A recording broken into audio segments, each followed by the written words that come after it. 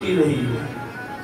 यहाँ हम लोग तो थोड़ी देर ध्यान लगाते हैं, माला जाप करते हैं, फिर आंख खोल करके देखते हैं भगवान आए क्यों नहीं। भगवान का एक्सीडेंट तो नहीं हो गया रास्ते में।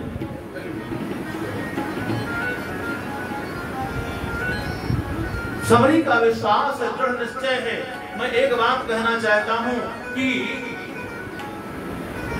भगवान उसके पास चल करके जाते हैं जो या तो घाट पर बैठा रहता है या बाट में बैठा रहता है।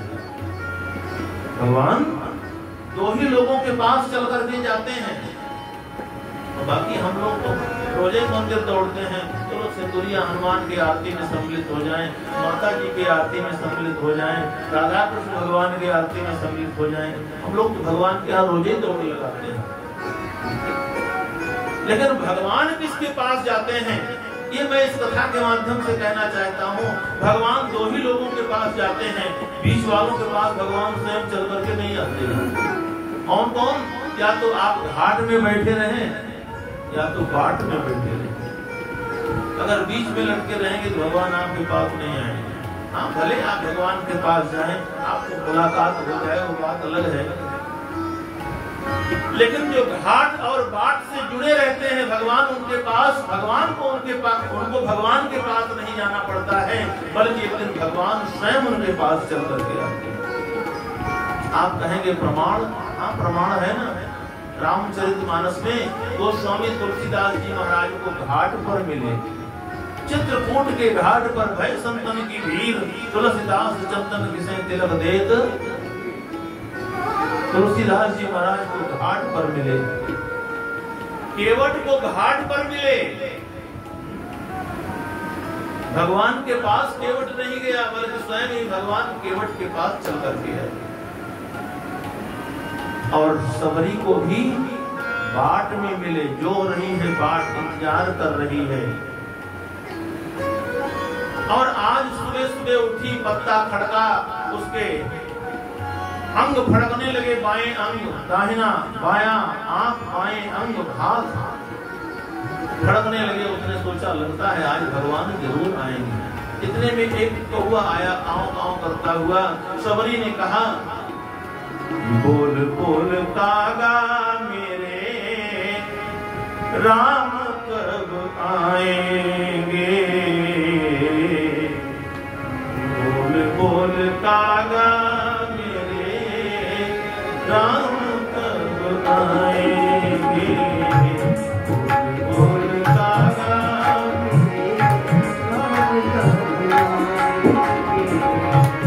सबरी की कुटिया के भाग जग जाएंगे। सबरी की कुटिया के भाग जग जाएंगे।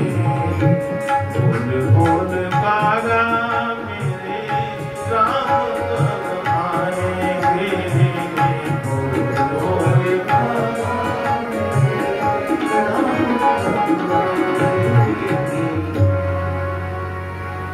आज सुबह से ही सबरी को अनेक सगुन हो रहे हैं। तुम्बे में जल फल दोने में ला करके आसन बिछाया है। अपने जो है हाथों से बालों से इसी तरह से रास्ता बुहार करके साफ करती है। सबरी तो वृद्ध हो चुकी है, उसके शरीर में झुर्रियां लटक गई हैं, दांत टूट गए हैं, नेत्र कमजोर हो गए हैं, लेकिन फिर भी उसकी भक्ति बहुत जवान है। भक्ति युवावस्था को प्राप्त है। सबरी सोचती है सब कुछ तो है, लेकिन अगर भगवान का दर्शन नहीं हुआ तो और कोई बात तो नहीं, लेकिन इन नेत्रों को जो है बड़ा पछतावा होगा। आज दूर से ही भगवान आते हुए दिखाई दिए, और दूर से भगवान जब आते हुए दिखाई दिए, ऋषि मुनि महात्माओं ने आरती की थाल लेकर के भगवान की आरती कर रहे हैं। भगवान आए हैं, भगवान आए हैं। भगवान किसी की तरफ नहीं देख रहे हैं। मुनि आए विलोकन झांकी, भगवान की झांकी देखने के लिए ऋषि मुनि महात्मा आए हैं। मुनि आए विलोकन झांकी, रघुबर बूझ रहे, कुटिया कहाँ सबरी माँ की, रघुबर बूझ रहे। भगवान ऋषि मुनि महात्माओं से पूछते हैं कि मेरी मां सबरी कहाँ है। महात्माओं का तो मानो जो अपने पवित्रता का अभिमान था, महात्मा होने का अभिमान था, वो सब चूर हो गया। महात्माओं ने कहा वो आगे सामने है, कुटिया दिखाई दे रही है। महात्माओं का अभिमान समाप्त हो गया। भगवान का इंतजार कर रहे हैं सबरी। कभी आश्रम के अंदर जाती है, कभी बाहर आती है, सोचती है क्या करूं, कहां बैठाऊंगी। भगवान हो सकता है ये ऋषि मुनि महात्माओं के यहाँ चले जाएंगे, मेरे यहाँ थोड़ी आएंगे। मैं तो अछूत हूँ, मैं तो शूद्रा हूँ, मेरे यहाँ भगवान क्यों आएंगे। ऐसा सोच करके नेत्र बंद करके बैठी है। भगवान बिल्कुल सबरी के सामने पहुंच जाते हैं और कहते हैं, सबरी माँ मैं आ गया हूँ, कहाँ बैठूं। सबरी देखी राम गृह आए, मुनि के वचन समुझे जिय भाई। सबरी ने देखा भगवान मेरे घर में, मेरी कुटिया में आ गए हैं। आज अपने गुरुदेव के वचनों पर उनके वचन समझ लीजिए भाई, कि मेरे गुरुदेव ने कहा था, गुरुदेव के वचनों पर उसको विश्वास था कि भगवान आएंगे। आज गुरुदेव के वचनों के मुताबिक भगवान मेरे पास आ गए हैं। सबरी ने बहुत सुंदर आसन जो भी उसके पास था, चटाई आदि उस पर बिठाया। जल को लेकर के जल की आवश्यकता ही नहीं पड़ी, नेत्रों को ही भगवान के चरणों पर रख करके ऐसा भगवान के सामने रोई है कि भगवान के चरण उसके नेत्रों के जल से ही दूर उठे। और फिर फल समर्पित करती है भगवान को, और फल भगवान बारंबार वर्णन करके फल खाते हैं सबरी का, और कहते हैं सबरी ये तो बहुत ही मीठा है।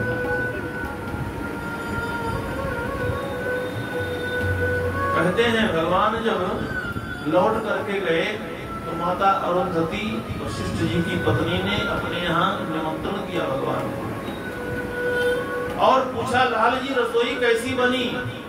माता सुनैना ने जनकपुर में आमंत्रित करके भोजन कराया, लाल जी रसोई कैसी बनी।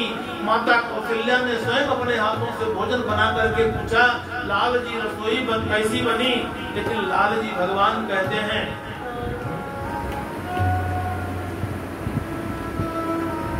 कि जहां भी मुझे रसोई मिला भोजन करने के लिए, उन रसोई में वो स्वाद नहीं है जो सबरी के। तहाँ कहीं सबरी के फलन की बहुविध रघुवीर बड़ाई। वहां पर जो है हर जगह सबरी के ही फलों का वर्णन, और द्वापर युग में विदुर के घर के केले के छिलकों का साग का वर्णन किया है। भगवान तो प्रेम के भूखे हैं, वस्तु के भूखे नहीं हैं कि हम उन्हें कलाकंद भोग लगाएंगे तभी भगवान प्रसन्न होंगे। प्रेम के भूखे। और आज भगवान सबरी के फल को बारंबार वर्णन करके उसकी प्रशंसा करके पाते हैं। लक्ष्मण को भी दिया, लक्ष्मण तो मिलो। लक्ष्मण जी ने भगवान की नजर बचा करके उन फलों को पीछे फेंक दिया। भगवान ने कहा कोई बात नहीं, यही फल जाकर के संजीवनी बूटी बनेगी, इसी से तुम्हारा प्राण बचेगा। अब भगवान ने कहा देवी कह रघुपति सुन भामिनी गाता। भामिनी शब्द नौजवान स्त्री के लिए प्रयोग किया जाता है। तुम भामिनी हो, तुम्हारी भक्ति बहुत जवान है, तुम्हारी भक्ति युवा अवस्था को प्राप्त हो रही है, इसलिए भगवान भामिनी शब्द का प्रयोग करते हैं। कह रघुपति सुन भामिनी गाता, मानो एक भक्ति करना। मैं और कोई नाता नहीं मानता हूँ, मैं अगर मानता हूँ तो सिर्फ एक भक्ति का ही नाता मानता हूँ, और कोई नाता नहीं। और फिर बहुत संक्षेप में कहें क्योंकि समय तो हो चुका है, अब कहिए तो कथा को यही विराम दे दिया जाए। ये थोड़ा आगे बैठ सकते हैं तो थोड़ा आगे भी ले चलेंगे, हमको दिक्कत नहीं है। आप सुबह तक बैठिए, हम सुबह तक ऐसे कहते रहेंगे। तो आइए भगवान ने नवधा भक्ति का शिक्षा दिया है माता सबरी को। सबरी ने कहा, प्रभु अधम जाति में जड़मति भारी, अधम ते अधम अधम अति नारी, तिरमह मैं मत मंद अघारी। और मैं कोई भजन नहीं जानती हूँ, कोई पूजा पाठ नहीं जानती हूँ, मैं कोई आपकी स्तुति करना नहीं जानती हूँ। भगवान ने कहा, माँ आज तक तुमने मेरी बहुत स्तुति किया, बहुत पूजा किया, लेकिन आज मेरा नंबर है, आज मैं तुम्हारी स्तुति करूंगा नवधा भक्ति के माध्यम से। और भगवान कहते हैं, प्रथम भगति संतन कर संगा, दूसर रति मम कथा प्रसंगा, दूसर रति मम कथा प्रसंगा, गुरुपद पंकज से तीसर भगति मान, चौथी भगति मम गुणगण करे कपट कजगान, मंत्र जाप मम दृढ़ विश्वासा, पंचम भजन सुवेद प्रकाशा, छठतम शील विरति बहु कर्मा, निरत निरंतर स्वजन धर्मा, सातम स्तंभ मैं जग देखा, मोते संत अधिक कर लेखा, आठम यथा संतोषा, सपन हो नहीं देखी पर भरोसा, नवम सरल सब सन छलहीना, नवम सरल मम भरोस ही हर्ष नदीना। यही भक्ति श्रीमद् भागवत में भी श्रवणम कीर्तनम, इस 9 प्रकार की भक्तियां श्रीमद् भागवत में भी, और यही 9 प्रकार की भक्तियां गोस्वामी जी ने भगवान के मुखार विंद से सबरी को सुनवाया है। पहली भक्ति है संतों का संग। संतों का संग का मतलब सत्य का संग करना। प्रथम भगत संतन कर संगा, और दूसरी भक्ति है दूसरा रति मम कथा, मेरे कथा में प्रेम होना, लेकिन सिर्फ 9 बजे तक होना, ज्यादा देर नहीं होना।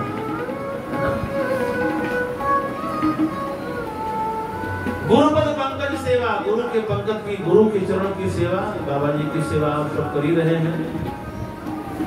तीसरा भक्तिमान, चौथी भक्ति मम गुणगन, और भगवान के गुणगान का कुछ न कुछ नाम गुणगान कीर्तन भजन कर ही रहे हैं। माताएं रोज ढोलक लेकर के खूब बढ़िया कीर्तन सुनाती हैं, हनुमान जी को, माता जी को, हमारे भाई लोग राधा कृष्ण भगवान को। मंत्र जाप मम दृढ़ विश्वासा, मंत्र जाप भी कर ही रहे हैं, भगवान का नाम ले रहे हैं। भगवान के ऊपर विश्वास न होता तो क्यों मंत्र जाप करते। आप सबके अंदर भी 9 प्रकार की भक्तियां विराजमान हैं। जब से कथा हो रही है और वैसे भी अनवरत कथा चलती है, तो कोई न कोई संत आकर के यहाँ पर बैठ करके आपको कथा सुनाते ही रहते हैं। तो संतों का सानिध्य प्राप्त हो रहा है, ये पहली भक्ति। और दूसरी, आप बैठ करके भगवान का कथा सुनते हैं, दूसरी भक्ति। गुरु जी की सेवा कर रहे हैं, बाबा जी की, तीसरी भक्ति। भगवान के नाम का जाप कर रहे हैं, चौथी भक्ति। मंत्र का जाप कर रहे हैं, ये पंचम भजन, मंत्र जाप दृढ़ विश्वासा, भगवान गुरुदेव के मंत्रों का जाप। और छठतम शील विरति बहु कर्मा, अनेकानेक कर्मों से। क्या आपके पास कोई काम धंधा नहीं है क्या? है? बहुत काम है, काम से तो फुर्सत ही नहीं है, लेकिन फिर भी अनेकानेक कर्मों से विरत होकर के निरंतर सज्जन धर्मा, संतों के साथ बैठ करके आप भगवान की कथा सुनते हैं। सातों सम छठतम शील विरति बहु कर्मा, निरंतर सज्जन धर्मा, सातों सम मोहिमय जग देखा, मोते संत अधिक कर लेखा। सारे संसार को आप भगवान के समान समझ करके, संतों में कुछ विशेष जान करके, उनको ऊंचे स्थान पर बिठा करके आप उनका दर्शन कर रहे हैं।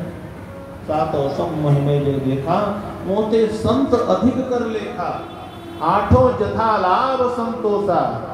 आठवें प्रकार की भक्ति भी आपके अंदर है। कैसे कि आप लेकर के आते तो है इतना प्रसाद और लेके जाते हैं इतना सा, उसी में संतोष है। जथा लाभ जो भी मिल गया उसी में संतोष है।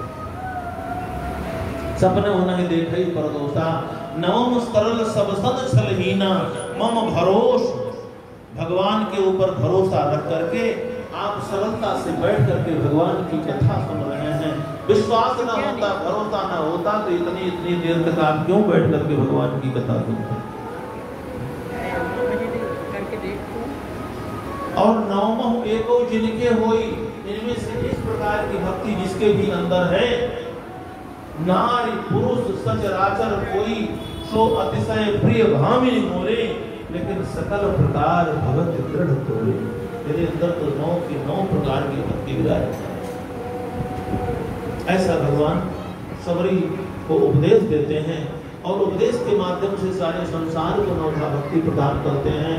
सबरी से भगवान ने आदेश मांगा, सबरी ये बताओ मुझे सीता का पता लगाना है, सीता को पता लगाने के लिए मैं क्या करूं? तुम बताओ सीता कहाँ है? लखनलाल जी निकालो। अब इसको क्या पता कि सीता जी कहाँ है? ये तो आश्रम छोड़ करके कहीं जाती भी नहीं है और इससे पूछ रहे हैं सीता जी कहाँ है। लेकिन भगवान के कहने का मतलब है कि इसकी भक्ति जवान है और ये स्वयं भक्ति स्वरूपा है सबरी, और एक भक्ति ही दूसरी सीता रूपी भक्ति का पता बता सकती है, तीसरा कोई नहीं बता सकता। भक्ति ही भक्ति का पता बता सकती है। इसलिए भगवान सबरी से पूछते हैं। सबरी ने कहा प्रभु आप पंपा स्तर जाओ, पंपा स्तर जाओ दोहराई, कहाँ बोई सुग्रीव मिताई, और तब आपको भक्ति का पता लगेगा, सीता का पता लगेगा। ऐसा बताया। भगवान ने विदा मांगा। सबरी ने कहा प्रभु अभी नहीं। इन नेत्रों ने आपको आते हुए देखा है, लेकिन ये नेत्र जाते हुए आपको नहीं देख सकते हैं, इसलिए आप 1 मिनट और रुके। भगवान रुके हैं और सबरी ने खड़े होकर के योगाग्नि के माध्यम से अपने शरीर को नष्ट कर दिया है, जला दिया। जिन नेत्रों ने भगवान को आते हुए देखा, जाते हुए नहीं देख सकते हैं, इसलिए सबरी ने भगवान के परम धाम को प्राप्त किया है। भगवान वहां से आगे बढ़ते हैं और आगे बढ़ करके पंपा सर पर जाते हैं। वहां ऋषमुख पर्वत पर सुग्रीव रहता है, हनुमान जी उन्हीं के पास रहते हैं। जो सुग्रीव जीव का प्रतीक है, बाली कर्म का प्रतीक है। बाली तब तक जीव का पीछा करता है जब तक वो ऋषमुख पर्वत पर नहीं जाता है। ऋषमुख पर्वत क्या है? आप जितने लोग यहाँ बैठे हैं सब ऋषमुख पर्वत पर बैठे हुए हैं।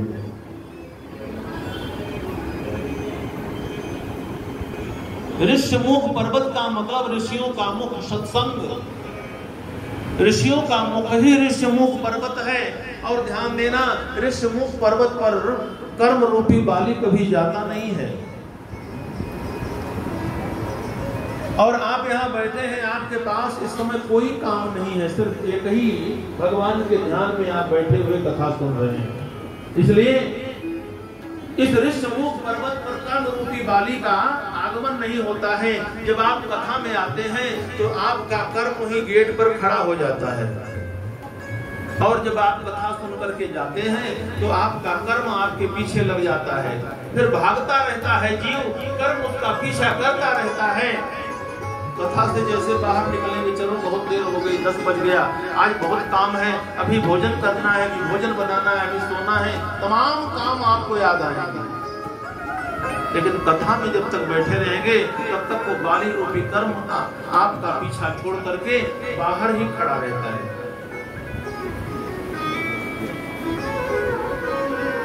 तो सुग्रीव जीव होते हुए वो हनुमान जी से जुड़ा है, और जो हनुमान जी से जुड़ा रहता है तो हनुमान जी का तो एक ही काम है, इस जीव को ले जाकर के भगवान से मुलाकात करा देते हैं, भगवान से मिला देते हैं। सुग्रीव ने हनुमान जी को भेजा, हनुमान जी आते हैं, भगवान को लेकर के सुग्रीव के पास जाते हैं, मित्रता कराते हैं और मित्रता कराने के पश्चात पावक साखी दे करी जोरी प्रीति चढ़ाए। भगवान पूछते हैं सुग्रीव से, इस पर्वत पर आप क्यों रहते हैं? सुग्रीव ने सारा वृतांत सुनाया। भगवान ने कहा चलो मैं आपका इस कष्ट का निवारण करूंगा। और भगवान सुग्रीव को लेकर के जाते हैं, बाली का उद्धार करते हैं और सुग्रीव को राज्य पद पर बिठाया है, अंगद को युवराज पद दिया है। चतुर्मास में 4 महीने भगवान वहां पर फटिक शिला पर जाकर के विराजमान होते हैं और सुग्रीव राजकाज में इतना उलझ जाता है कि भगवान का जो दिया हुआ काम था सीता जी की खोज करना, उसको भूल जाता है। भगवान क्रोध का अभिनय करते हैं, लखन लाल को भेजते हैं। लखन लाल ने कहा प्रभु मैं तो पहले ही कह रहा था वो किसी काम का आदमी नहीं है, कहिए तो अभी जाकर के पूरे नगर को ही जला करके रख दो। राम जी ने कहा रे लखन सुनो सुनो सुनो इधर आओ, उसको मारना मत, उसको सिर्फ भय दिखाई ले आओ, तात सखा उसको भय दिखा करके ले आना, क्योंकि वो भागने में बहुत तेज है, बहुत भागता है। जीव का भी ऐसा ही है, जीव भागने में बहुत तेज है, भागता रहता है, भागता रहता है, भागता रहता है। हमने बताया था एक दिन ना, काम के बंदर और राम के बंदर। काम के बंदर दिन रात भागते, कहाँ जा रहे हो? काम से जा रहा हूँ, आधी रात में काम से जा रहा हूँ। तो जीव भागता रहता है। और भगवान ने सुग्रीव को, लखन लाल जी पहुंचते हैं नगर में। हनुमान जी ने कई बार याद दिलाने का प्रयास किया लेकिन सुग्रीव ने ध्यान नहीं दिया। फिर जब लखन लाल जी पहुंचते हैं, हनुमान जी ने जाकर के लखन लाल के चरणों में उन्होंने विनय करके सुग्रीव को भी चरणों में दंडवत प्रणाम कराया और सुग्रीव के आसन पर ले जाकर के बिठा दिया। आसन पर क्यों बिठाया? क्योंकि ये शेषावतार 1000 फण वाले हैं और आपके सैन्य कक्ष में अगर किसी दिन एक फण वाला निकल जाए तो रात्रि भर नींद आएगी? नहीं आएगी। तो यहाँ 1000 फण वाला जिस बिस्तर पर बैठ जाए तो सुग्रीव की जो जन्म जन्मांतर की नींद ही उड़ जाएगी। इसलिए सुग्रीव के बिस्तर पर, तारा के बिस्तर पर, रोमा के बिस्तर पर ले जाकर के पलंग पर बिठा दिया लखन को। इसी वजह से लगता है कि लखन लाल को उस मेघनाद की शक्ति के द्वारा मूर्छित होना पड़ा, क्योंकि जिन्होंने वचन दिया था कि आज जन सपने इनके बस होहु, राग रोष ईर्षा मद मोह। भाव अनेक हैं। इस प्रकार से सुग्रीव ने जाकर के भगवान की शरणागति पुनः स्वीकार किया है। भगवान ने कहा भाई सीता का पता हमारे कब लगवाओगे? अब सुग्रीव ने तमाम बंदर भालुओं को आमंत्रित किया है। चारों दिशाओं से बहुत बंदर भालू, 3 दिशाओं में तो बहुत से बंदर भालुओं की टोलियां भेजी गई सीता जी का पता लगाने के लिए। लेकिन जो दक्षिण दिशा की तरफ है उसमें प्रमुख प्रमुख जो है बंदर सुग्रीव, नल, नील, जामवंत, अंगद, इन सबको जो है उस टोली के माध्यम से दक्षिण दिशा की तरफ भेजा गया, क्योंकि सभी लोगों ने दक्षिण दिशा की तरफ ही इशारा किया था। इधर जटायु ने भी, सुग्रीव ने भी, तो दक्षिण दिशा की तरफ सबको भेजने के लिए सुग्रीव जी निर्देश देते हैं। लेकिन सबसे पीछे हनुमान जी महाराज ने भगवान के चरणों में जाकर के सिर झुका। भगवान ने जान काज प्रभु निकट बुलावा, पाछे पवन तनय सिर नावा। सबसे पीछे हनुमान जी ने जाकर के भगवान के चरणों में प्रवेश किया। लोगों ने पूछा हनुमान जी से आप पीछे क्यों रहे? बोले पीछे इसलिए रहता हूँ कि जो भगवान का दर्शन करने जाते हैं, भगवान भक्ति का खोज करने के लिए चलते हैं, मैं उनके पीछे पीछे चलता हूँ कि पीछे मुड़ करके ना आने पावे, मैं पीछे लगा रहता हूँ। भगवान ने अपनी मुद्रिका दिया है, वही मुद्रिका जो केवट को देने के लिए माँ जानकी ने गंगा तट पर भगवान को दिया था।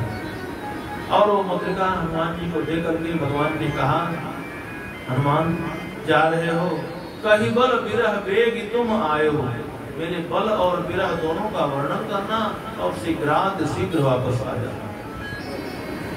हनुमान जी वहां से हाथ जोड़ करके, और देखना भक्ति की खोज में जो लोग आगे रहते हैं हनुमान जी उनके पीछे लगे रहते हैं, लेकिन जब खतरा आता है तो हनुमान जी आगे हो जाते हैं, सबको पीछे कर देते हैं।